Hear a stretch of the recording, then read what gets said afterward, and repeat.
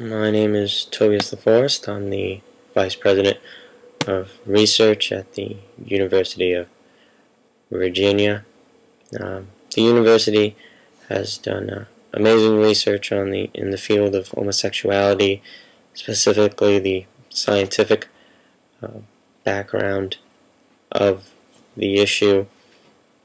Although there's no consensus among scientists about the exact reasons that individuals develop a heterosexual, bisexual, gay, or lesbian orientation, we have plenty of proof that proves there is a scientific reason behind it, that the genetic and environmental factors in a combination affect a person's sexual orientation.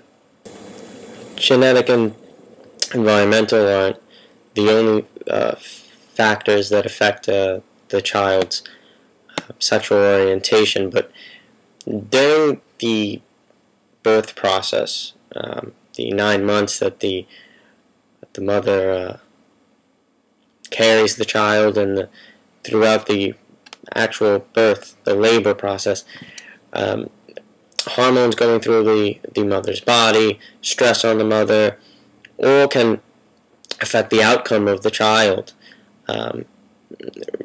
There's many new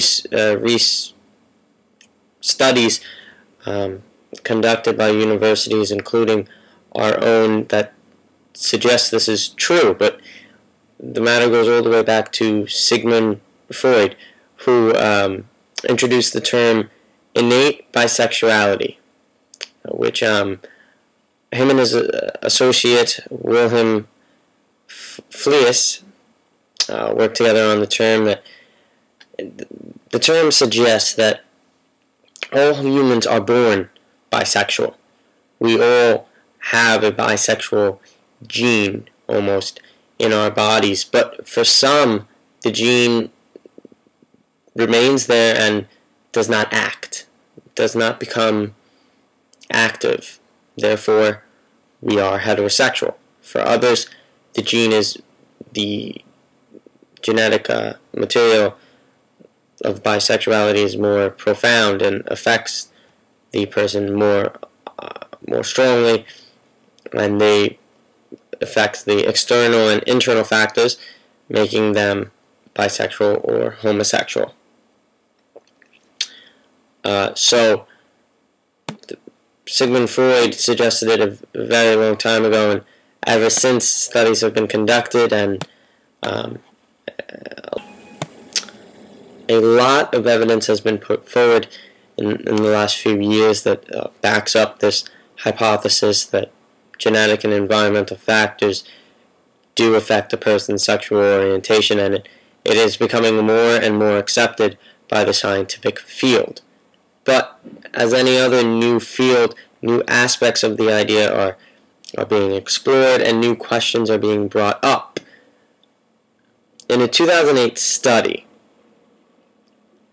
the authors asked the question, if homosexuality, reproduction, success tends to be low, how is this gene of homosexuality being passed on continuously?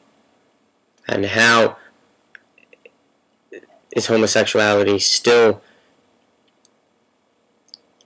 alive if most homosexuals do not reproduce? It has to do with the idea of survival of the fittest. If all those with the homosexual gene aren't reproducing and aren't passing the homosexual gene down to their offspring, how is homosexuality still surviving? It's a very tricky question, and it's one of the many fields that are being explored by scientists today.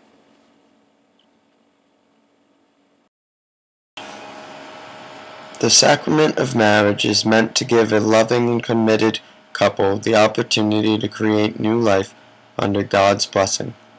Marriage is a sacred action meant to be experienced between a man and a woman.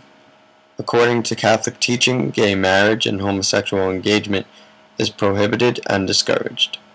Though gay marriage is not accepted by the Catholic Church, the Church does not advocate discrimination or abuse toward men and women of homosexual orientation. The Church recognizes that homosexuals do not choose to be gay. They are born homosexual, and therefore are not punished for what they cannot control. The Church believes in respect for every human life and sees each life as a child of God. We, including gays, are all images of God.